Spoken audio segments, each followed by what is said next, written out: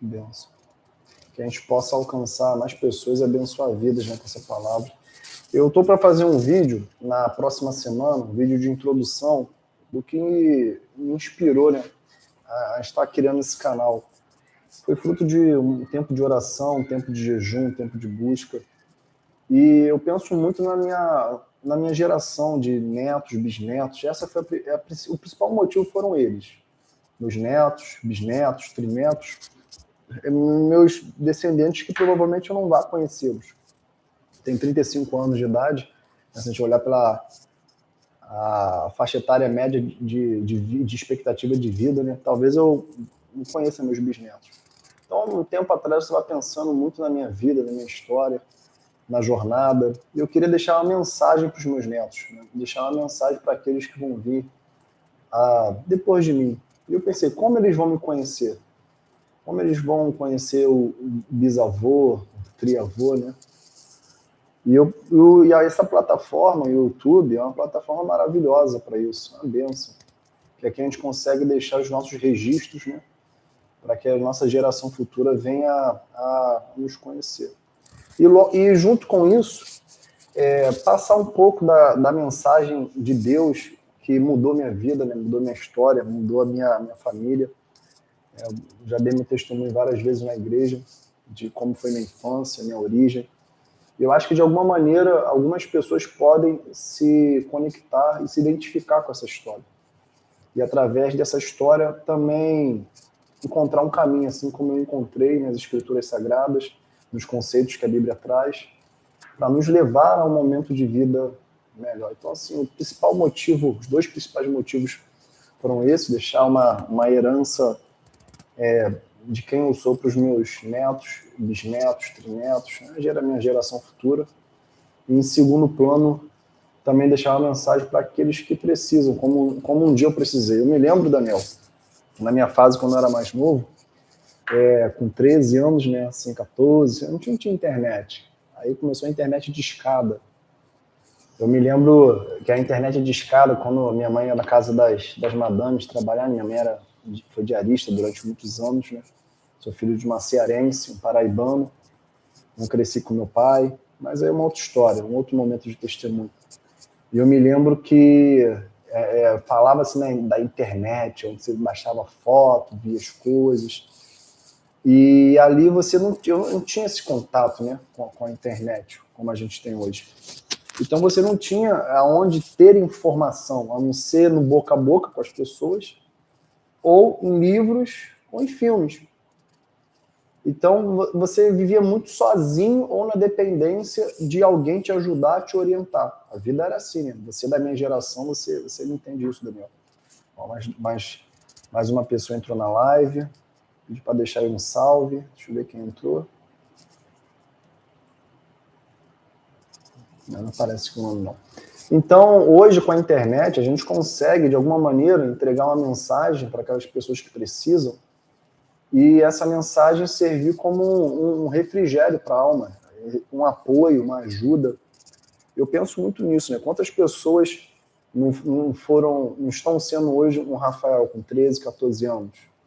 Minha mãe é uma cearense muito guerreira, não teve oportunidade de estudar, veio estudar bem mais velha, né, uma idade mais avançada, e me deixava ali quando eu era mais novinho para poder ir trabalhar. Muito cedo eu comecei a trabalhar, com uns 14 para 15 anos de idade, e eu, em cima daquela bicicleta, eu me lembro que muito tempo, eu em cima de uma bicicleta, entregando remédio, eu era entregador de farmácia, eu ficava ali sonhando com uma vida melhor, sonhando com um momento de futuro melhor. E onde a gente se apegava? Nos cultos de domingo. Ia para o culto de domingo, para o culto de quarta-feira. Se apegava àquela mensagem que era entregue. E aquela mensagem tinha que servir para a semana inteira. Porque dificilmente você ia ter uma outra rotina, né? Como aquela do domingo, aquela mensagem que o pastor entregava. Hoje a gente tem a facilidade, né, do YouTube, das outras plataformas de comunicação, que conseguem nos trazer muitas das vezes a palavra de Deus em forma de um vídeo, em forma de um áudio. Isso vai nos ajudando, né? Então hoje, Essa plataforma aqui, eu louvo a Deus por ela existir no YouTube, como muitas outras aí que tenham sido fonte de renda, de bênçãos, de refrigério para tantas pessoas. Então esse é o propósito. Mas eu vou gravar um vídeo na próxima semana explicando um pouco melhor desse propósito que Deus nos trouxe. Hoje, como semana passada eu comentei, a gente vai refletir um pouquinho sobre o plano de salvação, né? Eu já ouvi de algumas pessoas a pergunta: qual é a necessidade de Jesus? E é uma pergunta justa, uma pergunta equilibrada para quem não conhece o Evangelho. Nós que vivemos ali no meio eclesiástico, né? Vou usar essa palavra que vocês sabem que eu não gosto muito, mas no meio religioso, nós temos uma tendência a achar que todo mundo conhece as histórias bíblicas, conhece a Bíblia Sagrada, as Escrituras Sagradas, conhece o que está escrito ali. Nem todo mundo tem esse conhecimento. Então a gente não pode partir do pressuposto que todos vão ter a mesma compreensão da necessidade de Jesus como nós temos. Porque um dia também nós não tivemos essa compreensão, não entendemos a necessidade de Jesus, do plano de salvação.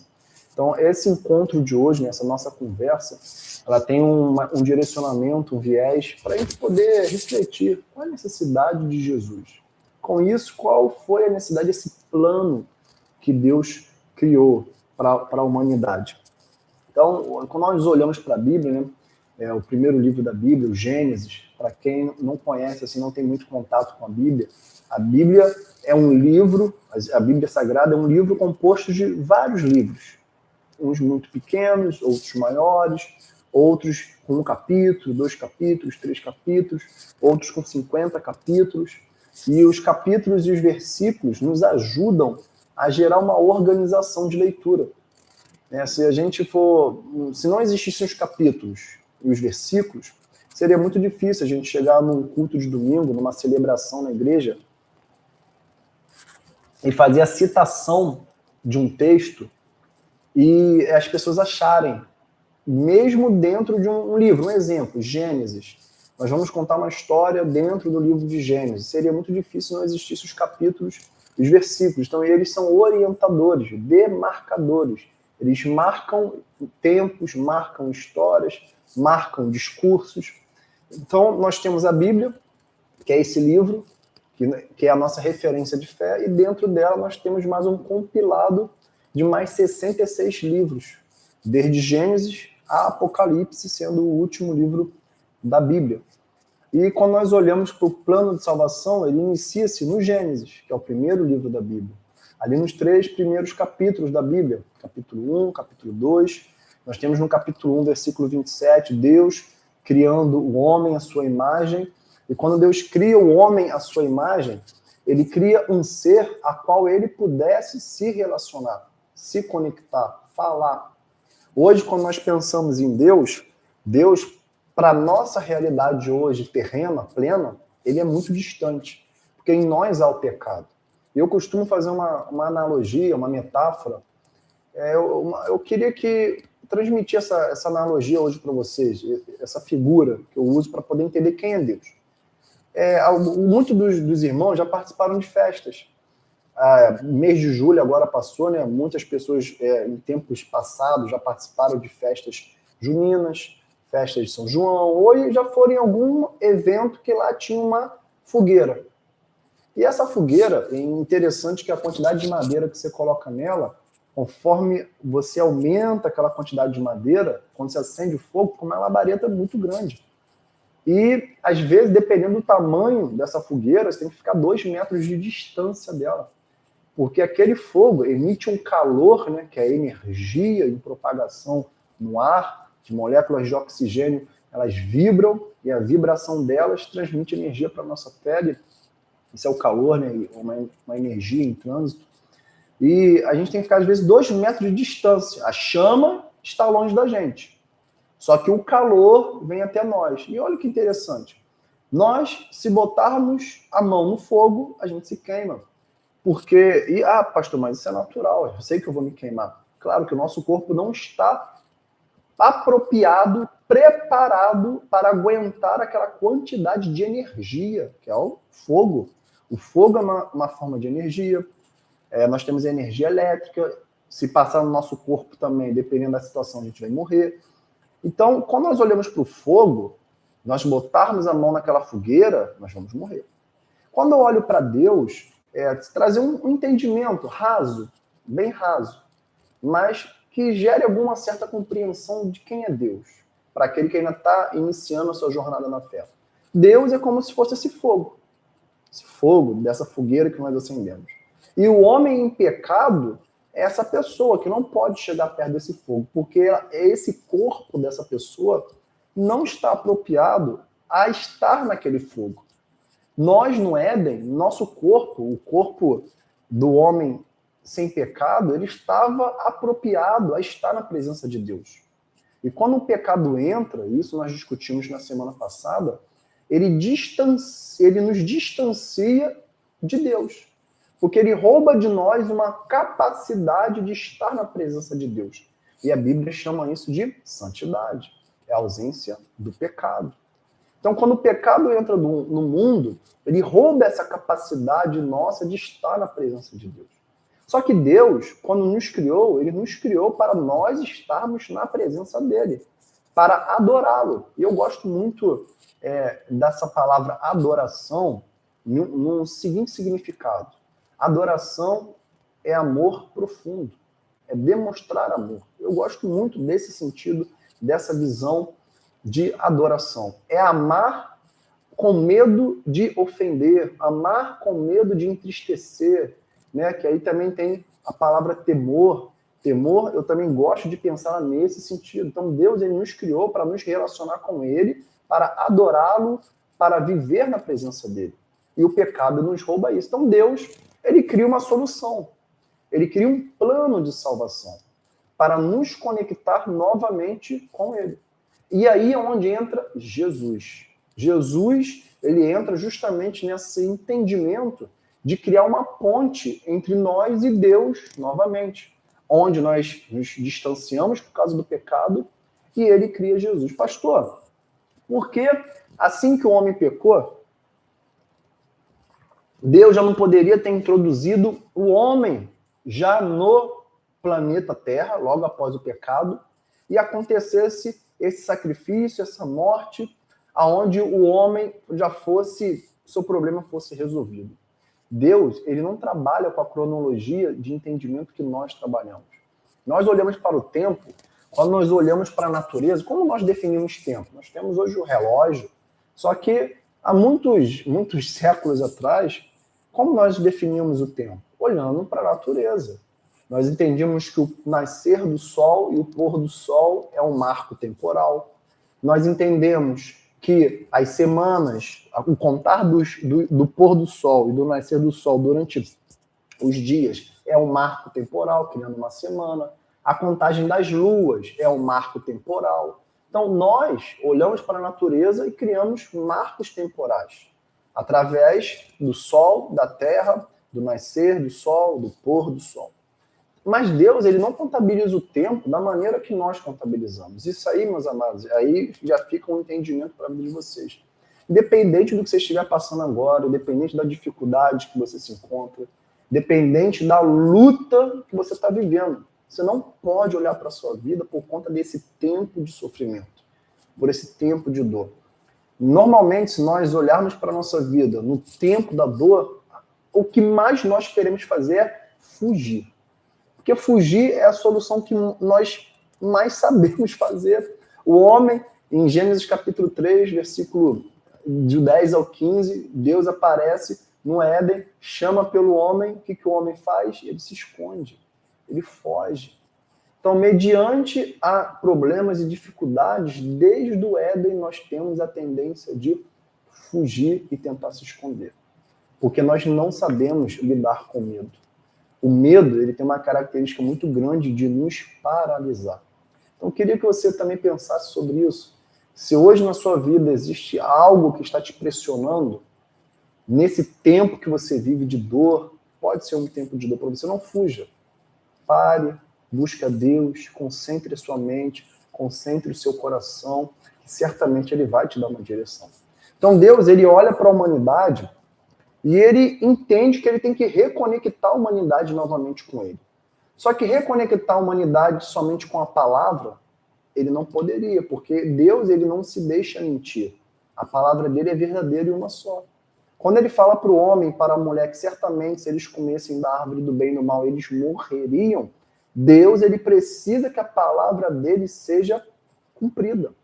Mas, ao mesmo tempo, quando Deus ele chega no Éden, encontra o homem e a mulher, já depois que comeram da árvore do bem e do mal, entendem que eles estão naquele modo de vida, ele lança uma palavra, que um dia também a serpente seria pisada. Um dia haveria, sim, uma possibilidade e uma ponte que o conectaria novamente com a humanidade. E Deus ele cria o lapso da história, ele cria o caminho da história para se chegar em Jesus Cristo.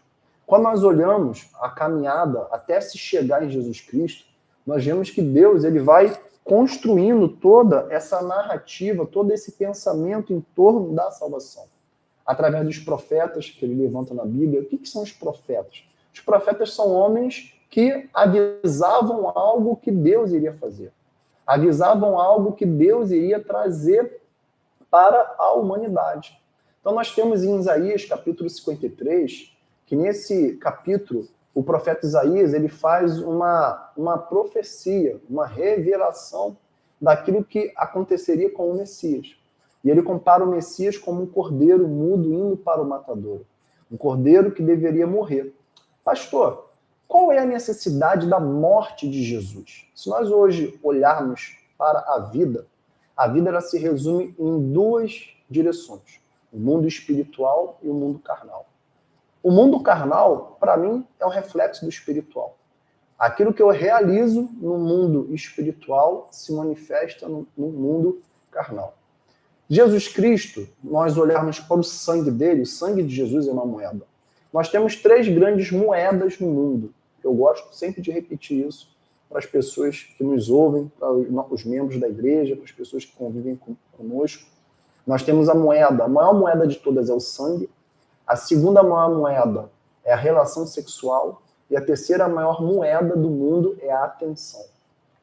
O sangue, a qual Jesus Cristo pagou como moeda para a nossa reconexão novamente com Deus. Nós temos o elo sexual, onde Deus fala que o homem e mulher, quando casarem, se tornariam um só. E da prática sexual nós vemos que nasce uma vida. E a atenção. Por que a atenção é uma grande moeda no mundo espiritual? A atenção, ela tira de você algo que nunca mais você pode ter, o seu tempo de vida. Cada segundo, cada minuto, cada hora dedicada a um determinado ambiente, a uma determinada conversa, a uma determinada situação, nunca mais esse tempo pode voltar para você. Então nós temos que essas 3 moedas, elas circulam na nossa existência, do nosso nascimento até a nossa morte. Sangue, vida sexual e atenção. E daí você vê, né, porque a sociedade hoje ela é tão inclinada para uma promiscuidade. Porque nós temos tanta inclinação para práticas sexuais deliberadas na sociedade. E por que se incentiva isso em alguns círculos sociais? Em terceiro ponto, nós percebemos que hoje as redes sociais cada vez mais querem prender a nossa atenção. Querem nos tirar de um mundo real, do mundo de vida, do mundo de relacionamentos, para nos levar para o mundo virtual. Aonde nesse mundo virtual você se sente às vezes bem, porque você gera tanta dopamina dentro de você, através de vídeos curtos, ou momentos isolados seu ali, consumindo aquele produto virtual, que você sai da sua realidade. Então, quando nós olhamos para Jesus, e Deus, ele cria essa solução, ele precisava fazer um pagamento. Ele precisava mostrar para a humanidade que existiria uma ponte conectando ele com, novamente, a criação dele, que são os seres humanos. Então, o olhar para o plano de salvação é entender que Deus ele criou um método, criou uma possibilidade, criou uma ponte para conectar o ser humano novamente com ele, porque nós não poderíamos mais estar na presença dele. Porque o pecado arranca de nós aquilo que ele nos deu, a presença dele. Porque quando ele nos cria, não tendo em nós o pecado, tendo a santidade, Deus ele poderia estar presente. Tem um evento um momento muito marcante na Bíblia também, que é o momento que Deus ele conversa com Moisés. Moisés está no Monte Horebe e ali ele pede para ver Deus. Ele tem um desejo muito grande de ver Deus face a face. E Deus falou, Moisés, não é bem assim não, Moisés. Se você me ver, você vai morrer. Se você me ver face a face, já era. Então Deus ele cria um procedimento para que ele pudesse ver pelo menos uma fração de Deus. Então Deus ele pega Moisés, bota Moisés dentro de uma fenda, protege Moisés, e ali Moisés ele tem um deslumbre, um relance da glória de Deus. Aquilo ali foi o suficiente para Moisés descer daquele Monte Horebe, o Monte Sinai, depois troca de nome, e aí quando ele se apresenta para o povo de Israel, o povo não consegue olhar para Moisés. Porque naquele contexto da apresentação de Deus para Moisés, algo extraordinário aconteceu. Um homem teve a oportunidade, mesmo com pecado, de ver uma parcela da glória de Deus. Uma parcela da glória de Deus. E isso nos foi roubado por conta do pecado. E Jesus Cristo, ele vem para a Terra e ele vive algo que nós hoje não conseguimos viver. Viver sem o pecado. Dentro de nós, no nosso corpo carnal, nós temos as reações bioquímicas que geram dentro de nós sentimentos de alegria, de tristeza, de dor, de raiva, de satisfação. Então Jesus, quando ele vem para a Terra, ele já vem com a identidade de Deus. Ele já vem sendo o próprio Deus dentro de um corpo humano. E ele, tendo a identidade dele de Deus, sabendo que ele é o próprio Deus, ele vive a experiência carnal em um corpo humano para poder experimentar e mostrar para nós que era possível, sim, olhar para a natureza carnal, olhar para todas as reações bioquímicas que o nosso corpo oferece e não consumi-las. Em Romanos capítulo 8 e Gálatas capítulo 4, fala que nós nos tornamos filhos por adoção. Nós não éramos filhos de Deus. Nós só nos tornamos filhos de Deus quando aceitamos o Senhor Jesus Cristo na nossa vida. Jesus, ele vem na Terra como primogênito, como um filho unigênito. Depois, após a morte e a ressurreição dele, ele é declarado como primogênito. E nós, filhos por adoção. Então, Jesus Cristo, quando ele vem para a Terra com a identidade de Deus encarnada em um corpo humano, ele experimenta todas as experiências da infância, da adolescência, da juventude, da vida adulta, e com seus 33 anos de idade, ele vem e morre. Então, o que nos permitiu conectar a Deus novamente foi o sangue dele, porque no sangue dele não houve o pecado. O que havia nesse corpo carnal, onde o Senhor Jesus Cristo ali estava como Deus na terra? Havia a possibilidade do pecado. Assim como no Jardim do Éden, quando Deus ele coloca a árvore do bem e do mal, ele não coloca o pecado no Jardim do Éden. Ele coloca a possibilidade do pecado. Para o homem escolher se queria Deus ou se queria ser consumido pelos seus próprios prazeres. E o corpo carnal que Jesus Cristo, o Deus na terra, esteve, justamente havia nele a possibilidade do pecado, não o pecado. Havia dentro daquele corpo ali a possibilidade de ele escolher consumir o que a carne oferecia para ele. E a diferença do Senhor Jesus Cristo para nós é que diante de toda a existência dele, diante de todo o crescimento dele, ele sabia quem ele era. E aí que está um ponto muito importante, meus irmãos.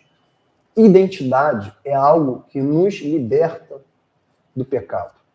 Nós hoje só conseguimos escolher a nossa família, só conseguimos escolher hoje a nossa caminhada como homens e mulheres dignos, trabalhar, lutar por uma vida melhor, porque hoje nós sabemos que existe uma identidade superior da identidade carnal que nos é oferecida. Pastor, o que você está querendo dizer como identidade carnal que nos é oferecida? Ou seja, a identidade que você foi formado, você foi criado.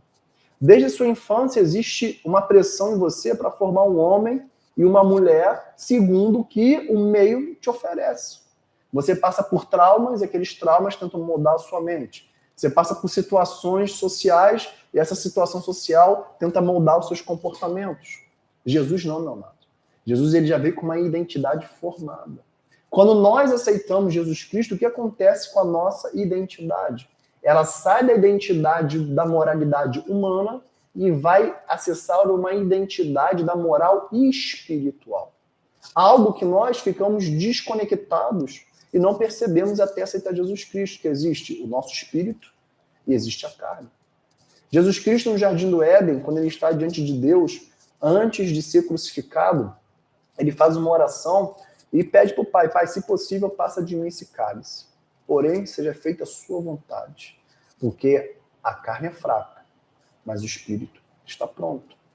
Naquele contexto ali, Jesus Cristo fala que a carne dele estava gritando, desesperada, para não caminhar para a direção do sofrimento. Mas a identidade espiritual que ele tinha fazia ele caminhar e ir na direção do futuro que foi destinado para ele, através do Pai. A identidade, meus amados, nos leva a ter paciência.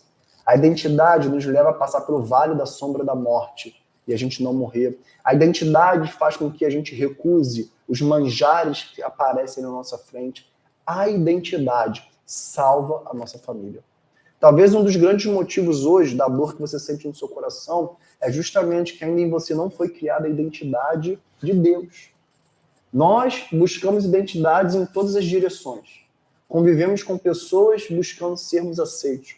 Convivemos em ambientes buscando ser aceito por eles e criarmos a identidade do ambiente. Mas a verdadeira identidade que nós devemos criar é a identidade de Deus.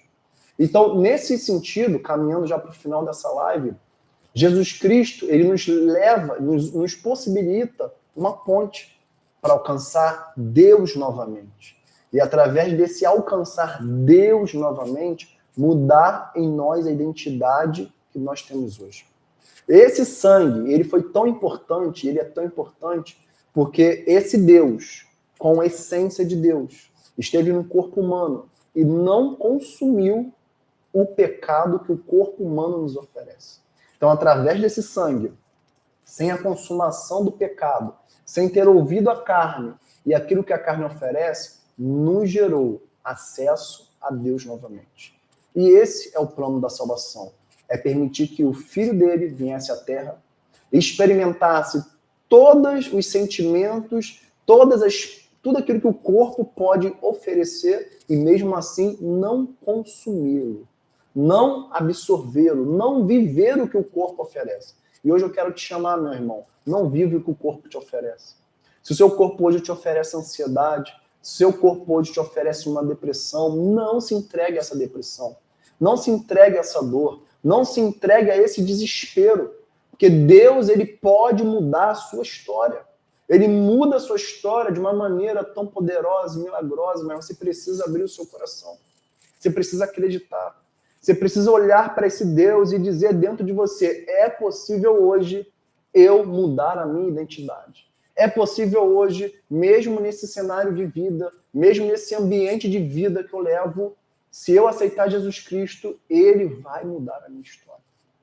Isso é um ato de fé, meus irmãos. E eu quero orar agora com você, nessa breve reunião que nós tivemos aqui, nessa live. Já estamos chegando ao fim. Olhar para o plano de salvação é trazer à memória o entendimento e a compreensão de que nós fomos reconectados. Igual o Wi-Fi, quando ele é cortado. Quando por acaso a gente perde o Wi-Fi, a internet se desconecta. A gente não consegue mais se comunicar com as pessoas através do WhatsApp. Mas quando o Wi-Fi aparece ou os dados móveis voltam, o que acontece com as nossas mensagens? Elas se conectam com as pessoas que nós desejávamos falar. De igual modo foi o sangue de Jesus, meus amados. Nós estávamos aqui com o celular na mão e Deus estava lá. Nós querendo nos conectar com ele e ter acesso novamente a ele. Mas nós não podíamos. Mas quando Jesus entra, essa internet volta e nós conseguimos mais uma vez voltar e ter acesso a Deus. Jesus nos conecta a Deus quando nós não merecíamos e não poderíamos. Eu quero orar por você hoje, para que se há na sua vida alguma desconexão, alguma ruptura, algo que foi quebrado, algo que foi rachado nessa noite, você possa ser restaurado e abençoado por Deus, porque só Ele pode trazer a cura para o nosso coração. Relacionamentos não vão trazer, dinheiro não irá trazer, alegrias carnais não irão trazer. Só Deus pode trazer para o seu coração o preenchimento que você tanto busca, a satisfação que você tanto busca e não consegue achar. Eu quero orar por você, você que está aí, se puder fechar seus olhos, botar a mão no seu coração, eu quero estar orando por você. Senhor Deus, amado Pai, obrigado pela oportunidade de, através dessa plataforma, o YouTube, nós podermos, meu Pai, divulgar e compartilhar a sua palavra. Muito obrigado, Senhor, pela capacidade que o Senhor nos deu, através da internet, de alcançar vidas. Eu quero te pedir por essa pessoa que está do outro lado, meu Pai, dessa câmera, na sua casa, no trabalho, na rua, que acabou de escutar essa mensagem. Se existe nesse coração, meu Pai, alguma tristeza, alguma amargura, alguma desconexão com o Senhor, em nome do Senhor Jesus Cristo, que essa pessoa possa ser restaurada, meu Pai. Meu Pai, eu sei quantos de nós, com nossos traumas do passado, esses traumas, eles nos aprisionam, nos prendem e roubam de nós um futuro que o Senhor quer que nós tenhamos. Mas eu quero te pedir nessa noite, meu Pai, que todo o passado de ruptura, todo o passado de destruição, todo o passado de dor, meu Pai, em nome do Senhor Jesus Cristo, que caia por terra agora. Que seja afastado da mente, do coração dessa pessoa. Que assim como o Senhor possibilitou que Jesus Cristo fosse para nós uma conexão contigo, Deus, que nessa noite essa palavra possa servir de consolo por cada coração. Que essa palavra possa servir de restauração. Que o Senhor Jesus Cristo, nessa noite, através do Espírito Santo, visite cada pessoa e dê o abraço do Espírito Santo, que só o Senhor pode fazer. Em nome de Jesus, amém. Meus irmãos, muito obrigado por cada pessoa, como se fosse um... Isso aí, Daniel, como se fosse um GPS. Quando a gente passa do local, ele calcula a rota novamente. Muito bom. Estou recebendo isso aí. Gente, eu queria agradecer a presença de vocês. Essa live eu vou deixar ela gravada diretamente sobre o plano de salvação. Mais uma vez, é uma reflexão, né, de 30 minutos para uma ideia de uma classe de batismo, pessoas que vão se batizar. Não tem um foco de exaurir e nem aprofundar teologicamente a ideia do plano de salvação. Tem o sentido de trazer uma mensagem reflexiva, uma mensagem de reflexão, que cada um de nós possamos olhar para a nossa vida, para a nossa caminhada e entender que existia um momento que nós estávamos perdidos e longe e Jesus nos reconectou com Deus. Esse é o foco dessa classe de batismo, dessa aula sobre classe de batismo do plano de salvação. Que Deus abençoe cada um de vocês. Eu vou deixar aqui mais alguns minutos a live rolando e depois eu vou estar encerrando essa transmissão, tá? Eu espero vocês saírem e depois eu vou estar encerrando. Que Deus abençoe cada um de vocês. Gente, se inscreve no canal e curte, tá? Para a gente poder entregar